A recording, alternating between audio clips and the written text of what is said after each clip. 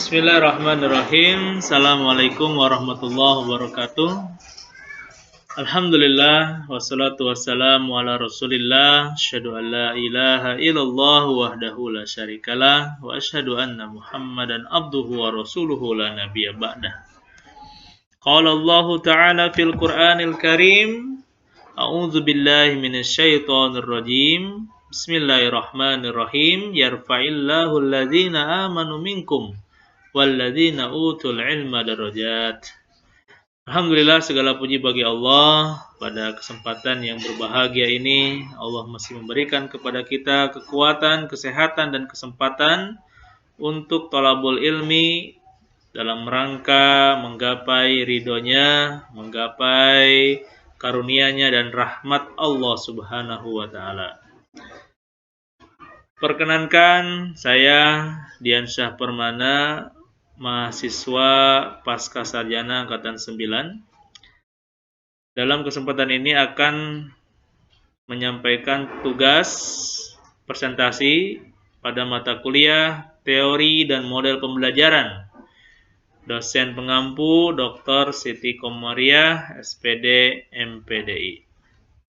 Baiklah, kesempatan kali ini saya akan menyampaikan presentasi tentang peran taksonomi efektif dalam pelaksanaan pembinaan santri di Pondok Pesantren Darussalamah Al-Mubarak Cianjur.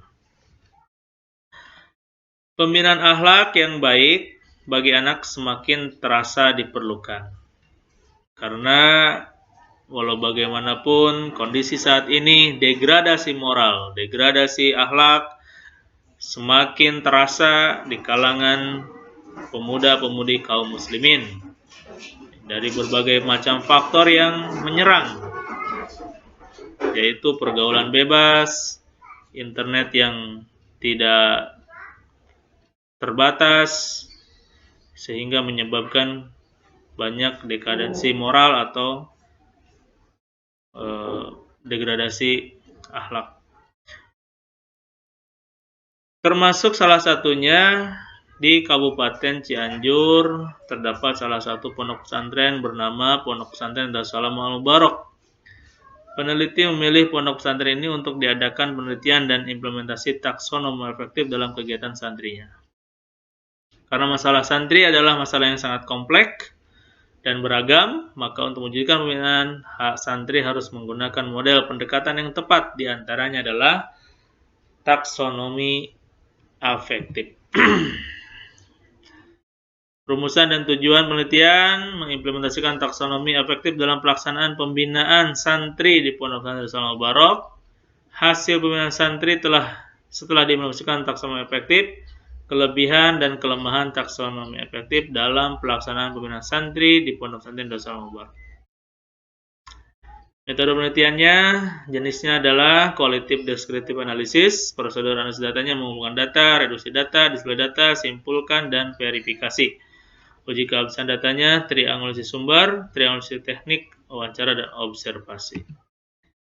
Landasan teori, definisi taksonomi efektif adalah kemampuan yang menitik beratkan pada perkembangan perasaan, emosi, dan reaksi-reaksi yang terimplementasikan ke dalam sikap seseorang.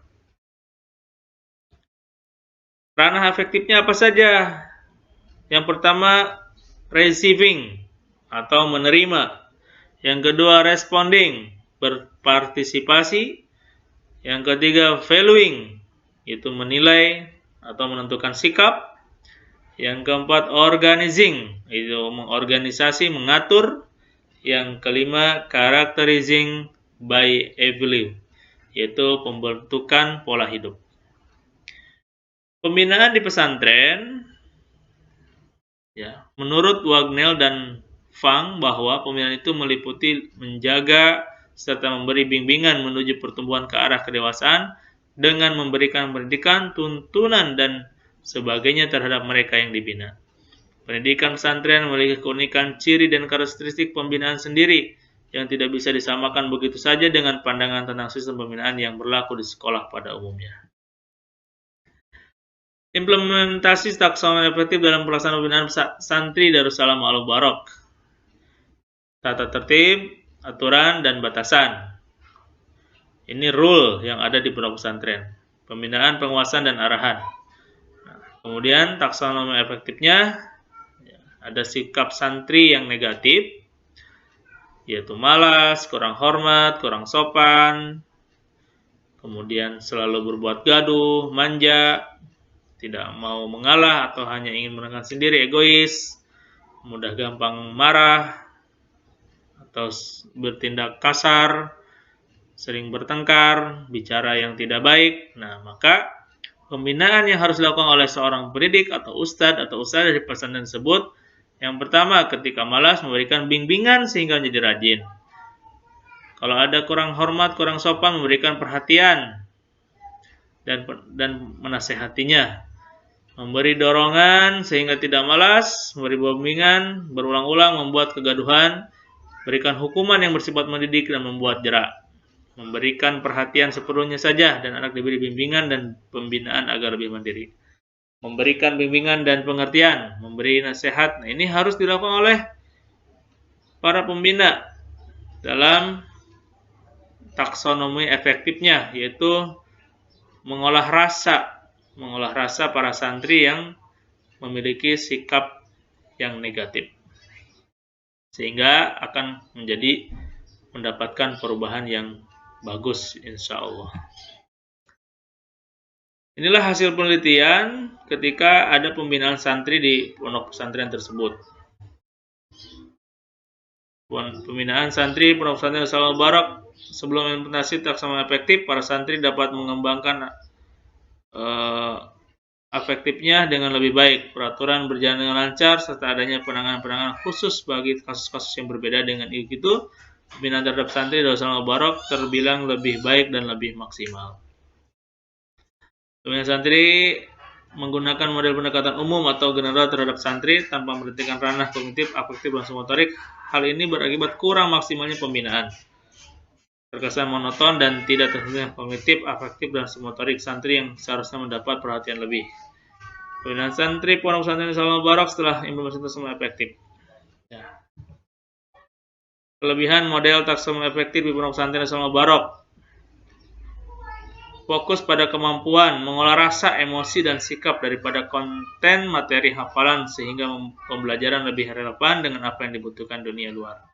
Pembina dan pendidik bisa mengendalikan dan menyesuaikan tujuan belajar, aktivitas, dan evaluasi belajar dengan mudah. Bisa digunakan berbagai mata pelajaran atau lintas disiplin ilmu. Banyak klasifikasi pengorganisasian, banyak kekurangan dalam penerapannya, media pendukung yang belum sempurna. Inilah kelemahannya. Baiklah, Ibu dosen yang saya hormati, teman-teman Pasca 9 Institut Madani Nusantara yang saya banggakan, ya, ini yang bisa saya sampaikan. Kurang lebihnya saya mohon maaf. Terima kasih atas perhatiannya. Sekali lagi, semoga kita semua sukses di dunia dan di akhirat. Insya Allah kita akan lulus bersama-sama di Pasca Sarjana Angkatan 9 ini, dan insya Allah mudah-mudahan kita akan melanjutkan perkuliahan kita di jenjang berikutnya. Assalamualaikum warahmatullahi wabarakatuh.